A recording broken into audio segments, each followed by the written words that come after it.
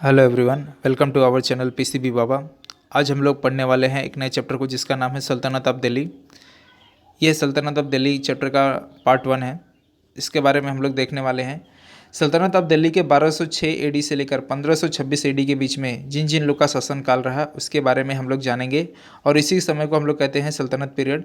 सल्तनत पीरियड में जिन जिन लोगों ने शासन किया दिल्ली पर वे थे Mamluk dynasty, Khilji dynasty, Tughlaq dynasty, Syed dynasty और लोधी डायनेस्टी। इन सब लोगों ने इंडिया के ऊपर रूल किया।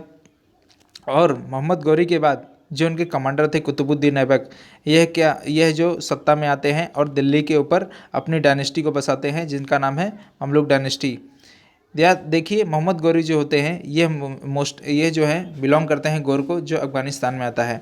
मोहम्मद गौर के कोई सक्सेसर नहीं होते हैं। और जो गौरी तराइन का युद्ध और चंदावर का युद्ध जो जीते होते हैं, इसके बाद क्या करते हैं, यह अपने साम्राज्य को अफगानिस्तान से नॉर्थ इंडिया तक फैला देते हैं। जिसके बाद क्या होता है, यह आगे की तरफ जैसे ही बढ़ते हैं तो इन्हें खबर मिलती है कि गौर पे कोई आक्रमण कर दिए हैं गौर को जीतने के लिए। तो ये क्या करते हैं, यह अपने विजय अभियान को वहीं छोड़कर गौर को बचाने के लिए वापस जाते हैं। बीच में ही क्या होता है, इनका मर्डर हो जाता है, इनका कत्ल हो जाता है। जिसके बाद इनकी मृत्यु के बाद इनके जो कमांडर्स होते हैं, याद रखिए अकेले कमांडर कुतुबुद्दीन ऐबक ही नहीं होते, बहुत सारे होते हैं। तो इनके कमांडर के बीच में बगावत छिड़ जाती है कि कौन अब शासन करेगा। तो इस हिसाब से क्या होता है, जो कमांडर्स होते हैं जिनकी सेना के ऊपर अपना दबदबा होता है, वह सब अपने अपने सेनाओं को लेकर एक एक जगह को पकड़ लेते हैं। जैसे कुतुबुद्दीन ऐबक हैं, ये दिल्ली के शासक बन जाते हैं। नसरुद्दीन कुबेचा यह जो हैं मुल्तान के शासक बन जाते हैं जो पाकिस्तान में है। ताजुद्दीन यिल्दोज़ ये जो है गजनी का शासक बन जाता है जो अफगानिस्तान में है। और इसके अलावा इख्तियार उद्दीन मोहम्मद बिन बख्तियार खिलजी यह बंगाल का शासक बन जाता है। तो इस तरह से जो मोहम्मद गौरी का साम्राज्य होता है जीता हुआ, उन सब जगहों पर अलग अलग कमांडर्स लोग अपने जगह को हथियार लेते हैं या फिर अपने अंडर में ले लेते हैं। तो यहाँ पर हम लोग पढ़ने वाले हैं दिल्ली सल्तनत के बारे में। और दिल्ली के ऊपर जो काबिज होता है मोहम्मद गौरी का कमांडर, वह होता है कुतुबुद्दीन ऐबक, जो फाउंड करता है ममलूक डायनेस्टी को, जिसका शासनकाल रहा है 1206 एडी से लेकर 1210 एडी के बीच में। जो कुतुबुद्दीन ऐबक रहा है वह राजगद्दी पर बैठता है 24 जून 1206 एडी को। और इन्होंने अपने समय में कोई कॉइन या फिर कोई सिक्का नहीं चलाए होते हैं और ना ही अपने नाम का खुतबा चलाए होते हैं। खुतबा का मतलब क्या होता है, खुतबा का अर्थ होता है धर्म का प्रचार करना, इस्लाम धर्म का प्रचार करना। लेकिन यह अपने नाम का अपने नाम का प्रचार नहीं किए। इसका मतलब क्या होता है खुतबा का, मैं आपको बता दूं। जैसे कि शुक्रवार को जुम्मा होता है, हर शुक्रवार को जुम्मा होता है मस्जिद में, इसमें क्या होता है, इस्लाम धर्म का प्रचार होता है। तो उस तरह से इन्होंने अपने नाम का प्रचार नहीं करवाया, यह बतलाया है ये इस शब्द ने। और इसके अलावा यह जो है तुर्किश साम्राज्य का, भारत में तुर्किश साम्राज्य के ये फाउंडर माने जाते हैं। यहाँ पे लिखा है जो ममलूक है, ममलूक नाम की शब्दावली यह कुरान से आई है। और जिसका वर्ड हिंदी में होता है स्लेव, स्लेव का मतलब होता है गुलाम या दास। कुतुबुद्दीन ऐबक के समय में इन्होंने अपने एम्पायर को बचाने के लिए जो टास्क किए या फिर डिफ़िकल्ट वर्क किए उसके बारे में लिखा है। यहाँ पे लिखा है अलाउद्दीन मोहम्मद जो ख्वारिज़्म का था, इसने अपने समय में गजनी और दिल्ली को ऑक्युपाई करने की कोशिश की, लेकिन ये कर नहीं पाया क्योंकि इसको बुरी तरह से कुतुबुद्दीन ऐबक ने हरा दिया और अपने जगह को बचा लिया। इसके अलावा जो राजपूत थे जिनको मोहम्मद गौरी ने बुरी तरह क्रश कर दिया था, ये फिर से अपराइज होते हैं और कोशिश करते हैं अपने रियासतों को जीतने के लिए, लेकिन कुतुबुद्दीन ऐबक इनको भी हरा के बुरी तरह कुचल देता है। इसके अलावा अली मर्दान खान जो बंगाल का होता है, कुबेचा जो मुल्तान के होते हैं और यिल्दुज़ जो बंगाल के होते हैं, यह सब जो हैं ये कोशिश करते हैं दिल्ली एम्पायर को जीतने के लिए, लेकिन ये जीत नहीं पाते क्योंकि यह जो है इन सब लोगों को हराकर दिल्ली के ऊपर अपनी सत्ता को बनाए रखता है। और इसके अलावा तुर्किश में जो इसके एम्पायर होते हैं, उन सब जगहों पर यह क्या करता है, अपने वैवाहिक संबंध बना लेता है और अपने राजधानी को यह लाहौर में शिफ्ट कर देता है, जिसकी वजह से यह पूरे दुश्मनों को अच्छी तरह से पुट डाउन कर देता है और साथ ही साथ अपने एम्पायर को फॉर्मली ये इस्टेब्लिश करता है इंडिया के ऊपर। इसके बाद देखिए क्या लिखा है, एन एस्टिमेट का मतलब क्या होता है, जो इसके काम किए गए हैं उसके बारे में यहाँ पे विवरण दिया है। कुतुबुद्दीन ऐबक जो है वह इस्लाम धर्म के प्रति गहरी आस्था रखने वाला मुस्लिम था। इसके एडमिनिस्ट्रेशन में जो इसका शासनकाल था, इसके शासनकाल में जो भी काम होते थे वह प्योर मिलिट्री बेस्ड होती थी। और इसके अलावा जो लोकल एडमिनिस्ट्रेशन थे, लोकल एडमिनिस्ट्रेशन का मतलब जो विलेज होता है, जैसे कि अपना देश है, देश के अंदर क्या है, बहुत सारे राज्य हैं, और राज्य के अंदर क्या है, जिले हैं। तो और जिलों के अंदर क्या है, बहुत सारे तहसील, और तहसील में क्या है, विलेज। तो ये जो विलेज है ये सबसे छोटा एडमिनिस्ट्रेशन है, जिसको कहते हैं लोकल एडमिनिस्ट्रेशन। तो लोकल एडमिनिस्ट्रेशन के ऊपर इसका कैसे राज चलता था, लोकल एडमिनिस्ट्रेशन में क्या करता था, अगर कोई मुस्लिम परिवार है तो मुस्लिम परिवार को ये क्या करता था, हेड बना देता था पूरे गाँव का, और इस तरह से यह वहाँ के लोगों को लोकल एडमिनिस्ट्रेशन ये चलवाता था। इसके अलावा यहाँ पे क्या लिखा है, इसने अपने जगह में अपने समय में कुवैत उल इस्लाम नाम का मस्जिद बनवाया, दिल्ली में, अजमेर में नहीं, दिल्ली में, और 2.5 दिन का झोपड़ा इसने अजमेर में बनवाया। और इसके साथ ही साथ इसने शुरुआत किया कुतुब मीनार बनवाने का, जो कि दिल्ली के महरौली में स्थित है। यहाँ पे देखिए क्या लिखा है, इसने अपने समय में कुछ लोगों की सहायता भी की, जैसे हसन निज़ामी, फ़क्र मुदीर, यह लोग जो थे कहीं के राजा थे जिनको इन्होंने बचाने की कोशिश की। और इसके अलावा इनको एक टाइटल के खिताब से नवाजा गया, जो था लाख बख्श।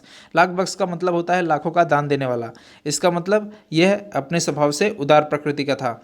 यहाँ पे देखिए क्या लिखा है, 1210 नवंबर 1210 एडी में क्या होता है, जो कुतुबुद्दीन ऐबक होता है, पोलो खेलते वक्त क्या होता है, घोड़े से ये गिर जाता है, जिसकी वजह से इसकी मृत्यु हो जाती है। यहाँ पे देखिए जो 2 इमेज दिखाई दे रहा है, ये है कुवैत उल इस्लाम जो दिल्ली में है, कुतुबुद्दीन ऐबक के द्वारा बनाया हुआ, और यह जो है ये 2.5 दिन का झोपड़ा है, जो कि आपको अजमेर में दिखेगा। तो यह है 2 इमेज आपके सामने रहा। यहाँ पे देखिए भारत का इमेज जो दिखाई दे रहा है ऑरेंज कलर में, यहाँ पे जो ब्लू कलर से जो शेडेड रीजन है यह बतला रहा है ममलूक डायनेस्टी का एम्पायर। तो ममलूक डायनेस्टी के जो कुतुबुद्दीन ऐबक होते हैं, इनके मृत्यु के बाद इनके राजगद्दी पर बैठता है इल्तुमिश। इल्तुमिश जो है यह सेंट्रल एशिया में इल्बारी ट्राइब से रिलेटेड होता है। यह जब बच्चा होता है तो इसको दास के रूप में कुतुबुद्दीन ऐबक इसे खरीद लेते हैं। कुतुबुद्दीन ऐबक जो है बाद में इल्तुमिश को अपना दामाद बना लेता है, और जैसे ही कुतुबुद्दीन ऐबक की मृत्यु होती है तो इल्तुमिश जो है कुतुबुद्दीन ऐबक के बेटे आराम शाह को कत्ल कर देता है, उसका गला उड़ा देता है, और उसके बाद वह राजा बन जाता है 1211 एडी में। यहाँ पे देखिए क्या लिखा, कॉन्क्वेस्ट ऑफ इल्तुमिश। इसका मतलब है कि इल्तुमिश का विजय अभियान। इल्तुमिश जैसे ही गद्दी पर बैठता है तो इसके जो दुश्मन होते हैं वह क्या होते हैं, चारों ओर होते हैं। जो दुश्मन नहीं बने होते हैं वह भी बन जाते हैं, क्योंकि यह किंग बन जाता है, जिसके कारण जिसके ऊपर भी इसी शक होता है ये क्या करता है, उसे मरवा देता है। और इसके साथ ही साथ धीरे धीरे क्या करता है, ये अपने पोजीशन को स्ट्रॉन्ग बनाते चला जाता है। और ये अपने समय में जो मोहम्मद गौरी के सक्सेसर होते हैं, जब मोहम्मद गौरी की मृत्यु होती है तो मृत्यु होने के बाद जो उसका एम्पायर होता है वह कई सारे भागों में बढ़ जाता है। तो मोहम्मद गौरी के जो कमांडर होते हैं वह सबका एम्पायर जो है बंगाल में, मुल्तान में और गजनी साइड में होता है, जो आक्रमण करते हैं दिल्ली के ऊपर ये सोच के कि कुतुबुद्दीन ऐबक की मृत्यु हो गई है तो वहाँ पर कोई शासक मजबूत नहीं होगा। लेकिन बल्कि इसका उलट होता है, जो यह लोग मोहम्मद गौरी के जो कमांडर्स होते हैं, ये लोग के सक्सेसर जब दिल्ली के ऊपर आक्रमण करते हैं तो इल्तुमिश उन्हें ना ही हराता है बल्कि उन्हें बुरी तरह से मार भी देता है, उन्हें मार डालता है, किल कर देता है। इसके अलावा इन्होंने क्या लिखा है, नसरुद्दीन कुबेचा जो मुल्तान के थे उन्हें भी ये क्या करता है, हराता है 1217 एडी में। और इसके अलावा बंगाल और पंजाब साइड के जितने भी एरिया होते हैं इनको क्या करता है, ये अपने अंडर कंट्रोल में ले लेता है। इल्तुमिश जो है अपने समय में बंगाल में उठ रहे विद्रोह जो 1230 एडी में उठ रहे होते हैं बंगाल में खिलजी मलिक के द्वारा, उन्हें ये दबा देता है और इनका मर्डर कर देता है। इसके अलावा इल्तुमिश ने अपने समय में एक मनुष्य को शरण नहीं दी थी जिसका नाम था जलालुद्दीन मकबरनी, और इनको शरण इन्होंने इसलिए नहीं दी थी क्योंकि इनके पीछे पड़ा था चंगेज खान की जो बेटी थी उनके साथ में जलालुद्दीन मकबरनी का अफेयर था। जलालुद्दीन मकबरनी जो है खारिज्म का एक शासक था जिसके पीछे पड़ गया था चंगेज खान। अगर इसको शरण इल्तुमिश दिया होता तो चंगेज खान इंडिया के ऊपर आक्रमण कर देता, जिसके चलते इल्तुमिश ने ऐसा नहीं किया और इंडिया के ऊपर चंगेज खान के आक्रमण होने से इंडिया को बचा लिया इल्तुमिश ने। और इसके अलावा इन्होंने क्या किया, जो राजपूताना राजस्थान में थे उन सब के ऊपर इल्तुमिश क्या करता है, आक्रमण करता है, जैसे रणथंबोर, मंदसौर और साथ ही साथ जो और भी जगह थे उन सब जगहों पर ये आक्रमण करके उन्हें जीत लेता है। उस समय में एक राजा होते हैं उदय सिंह, यह आक्रमण करते हैं अपनी जगह को बचाने के लिए लेकिन बचा नहीं पाते, इन्हें यह हरा देता है और इसके साथ ही साथ इन्हें अपना फ्यूडेटरी बना लेता है, सामंत बना लेता है। इल्तुमिश साथ ही साथ उत्तर प्रदेश के कई जगहों पर अपना कब्जा जमाता है, जैसे बदाऊं, कन्नौज, बनारस और साथ ही साथ गंगा और यमुना के बीच की जो जगह होती है उन सब जगहों को भी ये अपने कब्जे में ले लेता है। इसके बाद यहाँ पे कुतुब मीनार की आपको मूर्ति दिखाई दे रही है जिसको बनाने के कार्य का शुरुआत किया था कुतुबुद्दीन ऐबक ने, और इसे ख़त्म किया, कंप्लीट किया इल्तुतमिश ने। और यह किसके सम्मान में बनाया गया है? यह बनाया गया है सूफी संत ख्वाजा कुतुबुद्दीन बख्तियार काकी के ऑनर में। आगे चलते हैं, यहाँ पे देखिए एंड ऑफ इल्तुतमिश। इल्तुतमिश का एंड कैसे होता है? इल्तुतमिश जो है यह बामियान के विजय अभियान की ओर जाता है। बामियान जो अफगानिस्तान में है उसको जीतने के लिए यह निकलता है, और साथ ही साथ अपने गद्दी पर यह अपनी बेटी को काबिज करवा देता है जिसका नाम होता है रजिया सुल्तान। लेकिन जब यह वहाँ से लौट के आता है तो यह बीमार पड़ जाता है और 1236 में इसकी मृत्यु हो जाती है। इल्तुतमिश का जो एडमिनिस्ट्रेशन रहा है वह अपने एम्पायर में, वह जो उसका एम्पायर होता है उस एम्पायर को ये छोटे छोटे डिस्ट्रिक्ट में डिवाइड कर देता है जिसको इक्तास कहते हैं। और इस जगह के जो हेड होते थे उनको वह जो हेड होते थे वह होते थे इस्लाम धर्म के मानने वाले, जिनको कहते थे इक्तादार्स। इक्ता के ऊपर जो इक्ता जिनके अंडर में आता था उन्हें इक्तादार्स कहते थे, और ये इस्लाम धर्म के होते थे। इनको नॉन मुस्लिम्स इनके ऊपर इक्तादार्स पे नहीं रखे जाते थे। इसके अलावा इन्होंने अपने एम्पायर के अंडर में जो विद्रोह उठ रहे होते हैं बार बार, इन सबको दबाने के लिए यह एक प्रकार की सेना की टुकड़ी बनाते हैं जिसको अ कॉर्प्स ऑफ 40 कहा जाता है, 40 शूरवीर लोग की सेना, जिनको एक और वर्ड से पुकारा जाता है जिसका नाम है चहलगान जो है ये कॉर्प्स ऑफ 40 शूरवीर लोगों की एक सेना होती है जो कहीं भी उनके साम्राज्य में उठ रहे विद्रोह को बुरी तरह से कुचल देती थी। और इल्तुतमिश जो है यह पहले तुर्की शासक थे जिन्होंने अपने समय में अरबिक लैंग्वेज के सिक्के को जारी किया था जो सिल्वर का था। यहाँ पे इल्तुतमिश जो है यह अपने समय पे ना ही अच्छी कुशल जनरल थे ना ही केवल कुशल जनरल थे बल्कि यह कुशल एडमिनिस्ट्रेटर भी थे। इन्होंने अपने समय में ऐबक के जो अधूरे काम थे इनको इन्होंने पूरा किया, और साथ ही साथ इन्होंने नॉर्थ इंडिया में भी अपनी मजबूती इन्होंने और कायम की। नॉर्थ इंडिया साइड में जो इल्तुतमिश के कॉइन थे वह सिल्वर के थे, और साथ ही साथ इन्होंने अपने समय में कॉपर जीतल भी इंट्रोड्यूस किया था। याद रखिए कॉपर जीतल जो है वह सिल्वर टंका का 6ठा भाग होता था, मतलब सिल्वर टंका से ये छोटा था।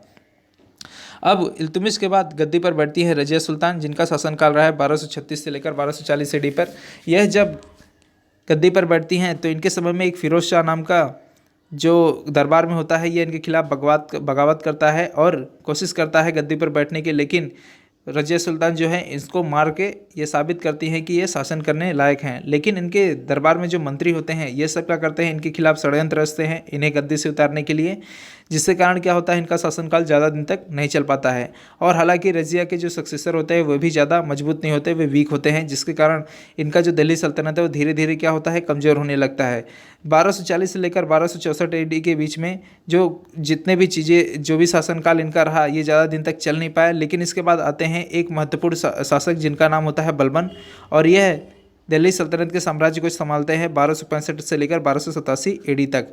यह जो है नसरुद्दीन मोहम्मद के बाद सत्ता पर काबिज होते हैं, और इन्होंने अपने समय में एक divine right theory of kingship के ऊपर बिलीव करते थे। इन्होंने अपने समय में एक नया ही कानून लगवाया था जिसको कहते थे पॉयबॉस। पॉयबॉस मतलब ये होता है कि अगर राजा के दरबार में कोई आता है तो पहले उनके पैर को चूमेगा, उसके बाद उनके कोर्ट में बैठेगा। जो बलबन था वह एक गुलाम था जो पानी ढोने का पहले काम करता था, उसके बाद फिराद ने ये शिकार मतलब लड़ाई करना शुरू किया, बाद में एक सामान्य राजनेता बना, और साथ ही साथ फिराद ने यह धीरे धीरे करके दिल्ली का एक सुल्तान बनता है, जो दिल्ली के जो राज दरबार हैं उनके लंबी कतार में इन उल्लेखनीय पुरुषों में से एक कहलाता है। तो यह जो है इसके बारे में बतलाया गया है लेने पोल के द्वारा। यहाँ पे देखिए इंटरनल पॉलिसीज़ बलबन की थी वह क्या थी। बलबन जो है कॉर्प्स ऑफ 40 जो इंट्रोड्यूस किया गया था इल्तुतमिश के द्वारा उसे क्या करते हैं ख़त्म कर देते हैं, और यह नया डिपार्टमेंट मिलिट्री डिपार्टमेंट इख्तियार करते हैं जिनका नाम होता है दीवाने अर्ज़। यह जो होते हैं ये भी काम इनका यही होता है जो कॉर्प्स ऑफ 40 होता है, बस ये अपने नाम के लिए दीवाने अर्ज़ को इस्टेब्लिश करते हैं। इनका भी काम यही रहता है कि यह जो है बहुत सारे जगहों पर जो विद्रोह उठ रहे हैं उनको कुचल दें, और इसके अलावा इन्होंने बहुत सारे जगहों पर क्या किए मिलिट्री पोस्ट भी बनवाए जो कि ज़्यादातर यहाँ पर बिहार और उत्तर प्रदेश से रिलेटेड होते हैं। बलबर साथ ही साथ जो इनके खिलाफ जो है बगावत करता था उनको क्या करते थे, यह पूरी तरह से कुचल देते थे। जैसे कि बंगाल में एक तुगरिल खान थे, उनके द्वारा एक बगावत हुआ जिसको इन्होंने क्या किया, पूरी तरह से कुचल दिया। डिवाइन राइट थ्योरी के बारे में यहाँ पे क्या लिखा है, डिवाइन राइट थ्योरी का मतलब यह होता है कि जो गॉड है, जो खुदा है, उसका वह क्या पृथ्वी पर प्रस्तुत करता होता था, या फिर गॉड के द्वारा यहाँ पे भेजा गया एक राजा पृथ्वी पर भेजा गया, उसे कहते थे डिवाइन राइट थ्योरी। बलबन के बारे में, काम के बारे में विवरण दिया गया है कि बलबन जो है वह ग्रेट पैट्रॉन थे लर्निंग के, वह सीखने के लिए बहुत ज़्यादा उत्सुक रहते थे। और उनके समय में एक बहुत ही बड़ा राजकवि रहा है जिसका नाम रहा है अमीर खुसरो, जिसको पैरट ऑफ इंडिया भी कहा जाता था। और साथ ही साथ इन्होंने अमर हसीन को भी पनाह दी थी। बलबन जो है अपने समय का एक मोस्ट सक्सेसफुल रूलर रहा है स्लेव किंग्स के बीच में। और बलबन की एंड कैसे होती है, बलबन की एंड जो है, बलबन का बेटा होता है वह मंगोल में जब लड़ाइयाँ हो रही थी उनके बीच में इनका बेटा भी पहुंच जाता है, जिसको क्या करते हैं मंगोल, उसे भी मार देते हैं।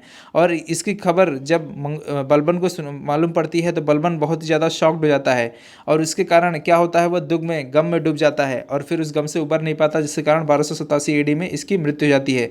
बलबन को फिर बाद में सक्सीड करते हैं इनके ग्रैंडसन, जिनका नाम होता है कायकोबाद, जो राज्य करने में अक्षम होते हैं, सक्षम नहीं होते हैं, राज नहीं कर पाते हैं। उसके बाद जो है इनके बेटे आते हैं जिनका नाम होता है कायूमार, जो बहुत ही ज़्यादा छोटे होते हैं। लेकिन कायकोबाद या फिर कायूमार, यह लोग पूरी तरह से दिल्ली के ऊपर शासन नहीं कर पाते हैं और इनके ऊपर नज़र होती है इनके कमांडर, जिसका नाम होता है जलालुद्दीन खिलजी।